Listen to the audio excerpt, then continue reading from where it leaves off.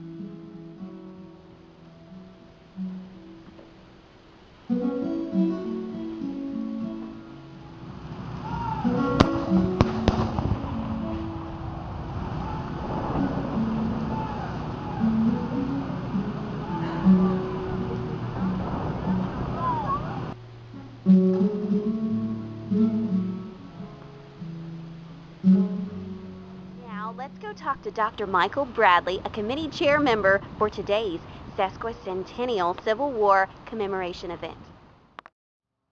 Now, this is the 150th year commemoration. Right, yeah. And what is that 150 years commemorating? 150 years ago, the ground where we're standing was the headquarters encampment of the Confederate Army of Tennessee.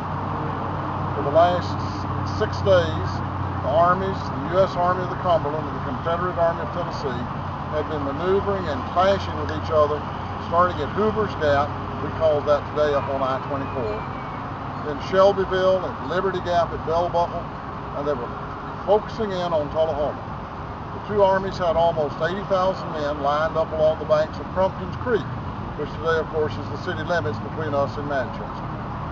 So this headquarters location where we're standing 150 years ago would have been a beehive of activity with people dashing in and out, communicating with the generals, carrying orders back to the troops. No battle occurred here, however, because on the night of June the 30th, the U.S. Army of the Cumberland, under command of William Stark Rosecrans, crossed Elk River at Morris Ferry. This meant the Confederate Army of Tennessee under Braxton Bragg had to leave Tullahoma, go to Estill Springs, else they would be cut off and trapped here. So on the night of June the 30th, this again would have been a beehive of activity, as men packed up equipment, loaded wagons, rail cars, and left Tullahoma, heading for Estill Springs, then Deckard, Cowan, and eventually Chattanooga. So this was a very significant location. 150 years ago, the name Tullahoma would have been found in newspapers not only in North and South America, but all over Europe, because all the world, as it focused on the news of the war here in the United States, would have known Tullahoma was a central focus for two of the major armies in that conflict.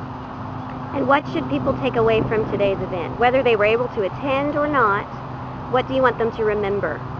History is not something that happened long ago somewhere else. History is what happened in your backyard, and you're literally walking on historic ground. The nation that we know today is the result of things that happened right here in Tullahoma.